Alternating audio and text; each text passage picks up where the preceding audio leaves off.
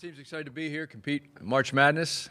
Came a long way to Ohio from Southern California, but the weather's been pretty nice, so we're looking forward to playing Friday, tomorrow, early game. And Michigan State's a great team, a great program, and we're excited to play against them. If you have a question, go ahead and raise your hand. We'll get a mic to you. Shotgun Spratling, USC Football.com. Andy, you guys have played a ton of late games on the West Coast. How do you prepare your team to play an earlier game? Is that something that you're concerned about going into this one?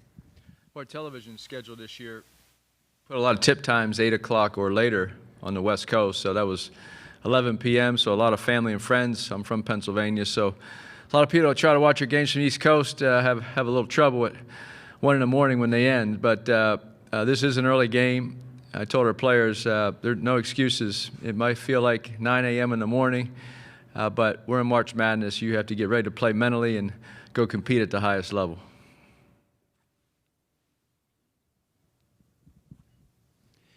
Adam Jardy with the Columbus Dispatch. You mentioned obviously a bit of a flight from there to here. In 2 years, that's going to be the norm for you guys. And I know you're focused on the here and the now, but have you thought about that at all, that this is going to be what's going to be the future once you join the Big Ten? Actually, someone reminded us when we landed the Tuesday night when we landed in Columbus that, hey, this is going to be the normal trip. It's a longer flight, colder weather, but we really haven't thought about that yet. We have one more year in the Pac-12. We were so focused on competing for a Pac-12 championship this season. Ironically, we do play a Big Ten team here in the first round, but we'll get to that a year and a half from now. But two good conferences, one just a little further away. Kyle Austin, MLive.com. Obviously, there's a lot of style differences between Pac-12 basketball and Big Ten basketball. But wondering what you kind of see those differences are and how you prepare your team. I don't know what style the Big Ten plays. I think it's just a basketball game. You get on the court. Michigan State's a lot like us. We have 4 guards. We start 4 guards. We've started 2 bigs the last 3 or 4 years. We've had Onyeka Okongwu and 6th pick in the draft, Evan Mobley, the 3rd pick in the draft, Isaiah Mobley, who drafted last year. We had Nick Rakocevic. Before that, Chimezie Metu plays for the Sacramento Kings. We have a lot of good big men. This year's team is different for us, so we're really not concerned about what other perceived styles are in other conferences. We're really just concerned about USC and what we have to do to win games. I think players change every year, so your style of play, at least we try to adjust to our strengths. So this year our style of play is different than it was last year, the previous years with some really good big men. Our big men are capable this year. They're better defensively right now, as Josh Morgan was first-team all-defense in the league, leading shot blocker. Vince Iwuchukwu, our 7'1", 5-star freshman, had some issues this summer and hasn't played a lot, and then he had a back injury. So we are a different team than we were last year, which was different than the previous 2 years, but still very successful. Hey, Coach. Tom Withers, Associated Press. I cover the Mobley brothers, and they send their best. Hey, I read that you said this is your most improved team at USC. Where have you guys made your strides this year? As I just mentioned, we had an issue this summer with Vince, so we had some plans to play 2 true big men together like we have the last few years, but then we realized that our best offensive players were guards, including Drew Peterson and Boogie Ellis, who are returning guys that had a big game experience. We anticipated them being our leading scorers, which they ended up being. But we were not very good in the beginning of the season. We had a lot of new faces, a lot of 5 freshmen, 4 sophomores, and even our younger sophomores had not been relied upon to do what they're doing now. So we thought it would take some time for this team to develop and improve and get some experience, and they did. Give this team a ton of credit because you say, well, who's your most improved player? We have a lot of most improved players, including Boogie Ellis, who's a senior.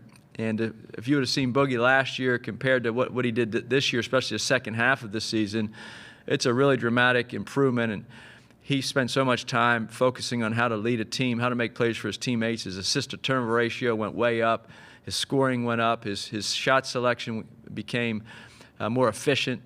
So we have a lot of improved players, but he's a key part because even though he's a senior, he improved as much as anybody else. Andy, will Vincent be able to play tomorrow? Vince is day-to-day. I think he had that back issue. We're hopeful. He may or may not play. We'll probably know tomorrow morning when he wakes up. Chris Solari, Detroit Free Press. Andy, Michigan State over the years has been a team that pushes the pace and runs on the break. This year, not as much. Do things change? Can teams make a change between conference play and the NCAA with the refereeing? Is that something that you kind of look at, the historical aspect of how they play in the tournament versus what they do during the conference season? Well, I think it's very difficult to just change your strengths or how you play when you go into the NCAA tournament. So I assume Michigan State will push the ball. They'll try to shoot threes early in transition because they have great shooters. And they'll play their style like we will. We have strengths, and we'll try to play to our strengths like Michigan State. So I find it very hard it's very difficult as a coach to say, hey, we've been doing something for 31, 32 games, and now we're going to do something different because of who we play, or now we're in the postseason. So I assume most teams in March Madness will play to their strengths. Coach Bill Bender, Sporting News. I don't know if you had a chance to watch a little bit of Arizona State last night. They had a pretty impressive win. I mean, what can you say about the overall strength of the Pac-12 teams in the tournament? Aside from them, I mean, are you anticipating a strong weekend? Well, I think one of their players or coaches, I'm not sure who it was, made a comment after the game, said their last 5 games were against Arizona twice, USC twice, and UCLA. And now they get to play Nevada, who's also a good team, but just a different league. But they just played the five games against the toughest teams in the Pac-12, and so they were mentally and physically ready to go play this game, and they played great. I said after we beat them the last regular season game that they deserved to be in the tournament, which I really believe I thought they did, because they had 20-some wins and were a very good basketball team, So I was happy to see them do well last night. They played excellent offensive basketball, scored 98 points, and I think our league over the years has been, I just mentioned in my first comment, when you tip at 8 o'clock at night or 9 o'clock at night, the East Coast really doesn't get to see Arizona State too often. And so I'm happy for them. They played a great game last night. It was good to see for our league. I'm Michael Cohen from Fox Sports. Andy, this is a time of year where, in addition to these postseason tournaments, now there are also players entering the transfer portal whose seasons are already over. How do you and your staff kind of balance trying to stay as focused as you can on the task at hand, but also knowing that roster building is basically a 365-day-a-year effort now? Well, that's why you hire good assistant coaches, because it's their job to get up at 5 in the morning and start looking at the transfer portal. I get to sleep in. Andy, Shotgun Spratling, 24/7 Sports. With the starts that you guys have had, it's been inconsistent, even dating back to the tournament last year. You guys got off to a slow start. How do you make sure that you come out with the intensity necessary to play March Madness basketball? Well, I think our players, that's on them. They have to be ready to go. We've had a lot of fast starts this year, and we've had some slow starts this year. So you just never know. As a coach, you can't go out and watch warm-ups and say, I've already tried that many times over my coaching career. You have no idea how your team, they may make every shot in warm-up and miss your first 8. Or they may look lethargic in warm-ups and come out and go on a 15-2 run. You just never know. So I think, as I told our players, this is what you play for. This is what you dream about as a young player growing up. You're on the biggest stage and competing for a national championship. So they better be ready. I'm sure they will. Andy, right over here. Graham Couch, Lansing State Journal. Forgive me if you were asked this at the beginning. I missed the first couple minutes. But the playing at 12:15 in Columbus is something you're going to have to do in 18 months regularly. And I'm wondering just what you think of, everything you've got to do this morning this early for your guys and everything, and just sort of the fairness of having to come this far east and play at this time and how that affects things. Well, we're on spring break this week, so I guess the first part of that question, our players have nothing to worry about except basketball. 18 months from now, when you have class 5 days a week and you're playing a midweek game, it will be a little challenging for the academic side, but that's why we have great learning specialists, tutors, and we have academic advisors. So that's the biggest concern I think we have looking 18 months from now when we join the Big Ten about traveling. It's the academic side of it. The basketball side, your body needs to get adjusted to the time difference and go compete. So we have no idea what the scheduling will be like, the scheduling models for the Big Ten, but I have not spent more than 2 minutes thinking about that in the last year, or last 9 months since this was announced. Our job is to run a basketball program in the present, and that present was playing the Pac-12, and now we're in March Madness. So I'm sure with 2 days here on the East Coast, our players will be energetic and ready to go tomorrow, and we'll get them up early and go from there. Chris Solari, Detroit Free Press. Andy, when you look at Michigan State's guards, now that you've had a chance to kind of break down tape, what do you see from them, particularly with Tyson Walker and the amount of guys that they have that can handle the ball? How does that affect who they are? Tyson Walker is an elite scorer. He can shoot it with range, very quick, and just a really good player. He's all-conference player in the Big Ten. He's one of their leaders, but they have a lot of other good players, too, that complement what he does. And so Tyson Walker will certainly be a big focus of any team that plays Michigan State, and we were very impressed watching video on him. He's a terrific player.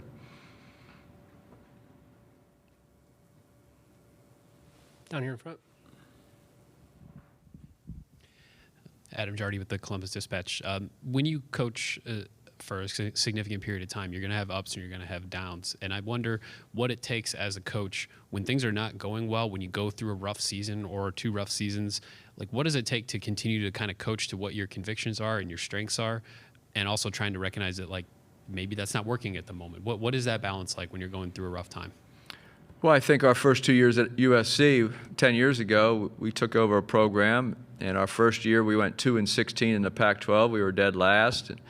And then we really improved our second year to 3-15. So we were a much improved team that second year, but still last place in the conference. And I think when you're building a program, or trying to anyway, you have to believe in what you're doing, believe in the future, and you have to convey that to recruits as well as your current players and your staff. I had a terrific staff then and as well as now. And Chris Kapko was on my initial staff 10 years ago, and he's now my associate head coach. But when you go through that, I can remember one of my assistant coaches saying in that second year, hey, we've done this before at Florida Gulf Coast. You've been around this game a long time. You know what you're doing as a head coach. Just keep doing it because we'll get there. And that was great advice from one of my assistant coaches, Kevin Norris, because he realized that, hey, it's tough losing. It's tough when you go out there and your talent level is not good enough to compete at the highest level. And then we had to start recruiting players and then bring some in and develop them and put them in position to succeed, hopefully. In that third year, then we turned the program, won 20-some games, went to the tournament. On a yearly basis, like this year, you have highs and lows every year. I think a lot of coaches, they appreciate the wins a lot less than they take the losses a lot harder than they appreciate the wins, if that makes sense. So when you lose a game, the world's coming down. You lose 2 in a row. Oh, wow, we may not win a game the rest of the season.